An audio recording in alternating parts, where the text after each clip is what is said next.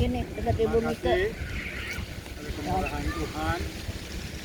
Di siang ini saya diberi kesempatan untuk saksi untuk memuliakan nama Tuhan.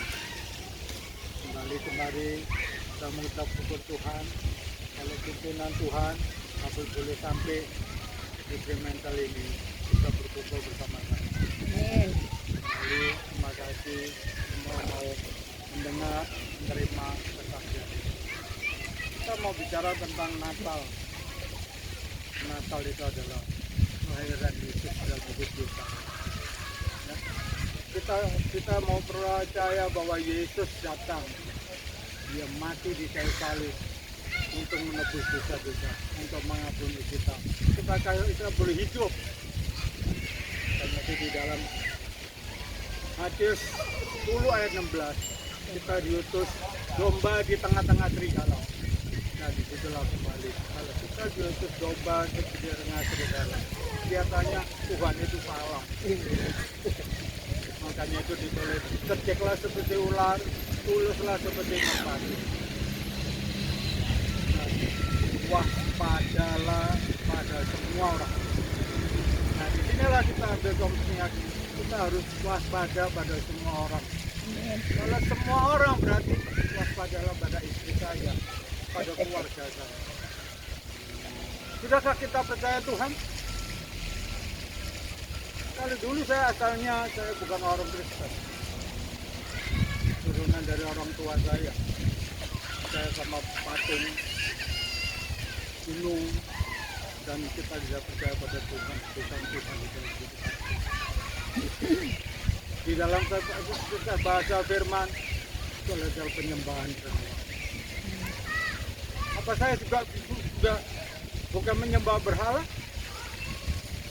Apa keluarga saya sudah tidak menyembah berhala? Kelihatannya saya sudah setia ke gereja, setia ke persekutuan. Bahkan saya setia di dalam gereja. Oh, gereja kotor, kita nyapu, apa itu sudah cukup? Apa itu sudah tidak menyembah berhala? Apa itu berhala? Makanya di dalam 1 Yohanes 5 ayat 21, waspadalah dari segala berhala, segala berhala. Kita mesti bersyukur kalau kita bangun gereja, ya kita setia di dalam Tuhan, persekutuan, itu belum cukup kan segala berhala. Apa itu segala berhala? Masalah tadi di dalam Matius 4, waktu Yesus berpuasa, dia diuji oleh iblis. Seluruh bumi akan kuserahkan padamu, sembahlah aku. Apa artinya itu? Seluruh bumi ini akan kuberikan pada Tuhan katanya. Tapi sembahlah Yesus, tapi buatlah iblis hanya menyembah. Saya sudah menyembah. Apa itu berhala? Anda tidak tahu. Kita nggak sadar. Saya punya anak, kita sekolahin sampai besar. Tujuannya siapa, Pak? Bekerja, uang. Setiap hidup memang perlu uang. Di dunia memang perlu uang. Uang adalah segala-galanya. Tapi uang bukan segalanya. Inilah kembali. Berhala itu kembali. Uanglah menjadi berubah. Kita orang Kristen bukan nggak boleh kaya. Kalau orang Kristen nggak boleh kaya, gereja bisa dibangun, pendeta bisa hidup. Kristen boleh kaya. Oh, PBD-nya aja sanggup punya pesawat. Itu kembali. Kita menjadi uang. Bisa-bisa menjadi berhala kalau kita tidak bisa menggunakan uang. Janganlah kita hidup dikuasai uang, tapi kita harus hidup menguasai uang. Di dunia memang uang tadi segala-galanya, tapi uang bukan segala-galanya. Contoh aja satu saja, dia bisa beli kasur 100 miliar, tapi tidak bisa buat tidur. Tukang beca aja yang tidur di beca aja bisa tidur. Bukan jaminan, lu bisa beli kasur 1 miliar, bisa tidur nyenyak. Tuhan yang membuat kita bisa hidup. Kita perlu Tuhan. Di dunia sekarang ini perlu dengan persoalan. Apalagi dengan keadaan corona, dengan adanya corona ekonomi bias. Nah di sinilah perlu Tuhan. Segala persoalan itu adalah rencana. Kita perlu cari Tuhan, dekat Tuhan, hidup yang benar di dalam Tuhan. Kita jangan sampai kita menyembah suara itu adalah Allah. Gunakan uang untuk memuliakan Tuhan, itu di Amsal 3. Gunakan uang untuk memuliakan Tuhan. Jangan kita kuasai uang. 1 Timotius 6 ayat 9, cinta uang adalah akar dari segala kejahatan. Kembali, kalau kita cinta uang, kita berbahaya. Makanya tadi di dalam 1 Yohanes 5 ayat 21, waspadalah dengan segala berhala. Ayat 18 bilang apa? Kalau kita ada Allah di dalam hidup kita, kita tidak berbuat dosa.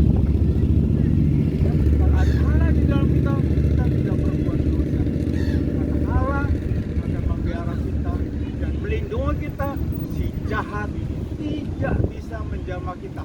Ingat, si jahat tidak bisa menjamah kita. Si jahat tidak bisa ngatur rumah tangga kita. Si jahat tidak bisa mengatur ekonomi kita. Karena ayat 19 bicara apa? Seluruh bumi dikuasai ya jahat. Tapi Tuhan akan menyelamatkan kita.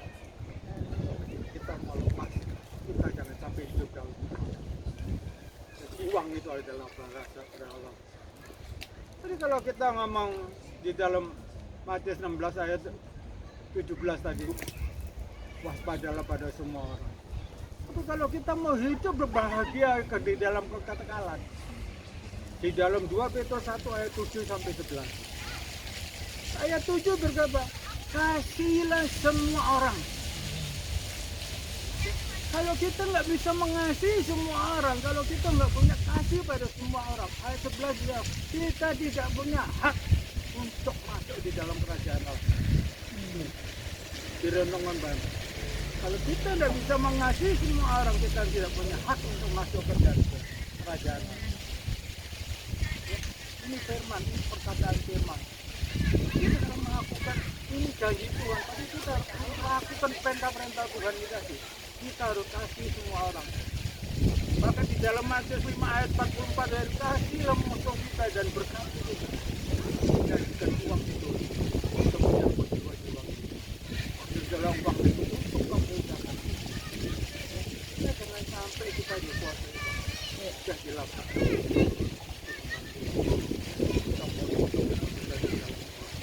Kita mau lepas dari segala ya, Tuhan pasti Tuhan akan menyelamatkan kita. Amin. Ya, Tuhan mengampuni kita. Makanya di dalam Matius 6 ayat 14. Kalau kamu tidak bisa mengampuni orang lain, kamu tidak akan diampuni. Maka Yesus datang mati di kayu salib untuk mengampuni kita.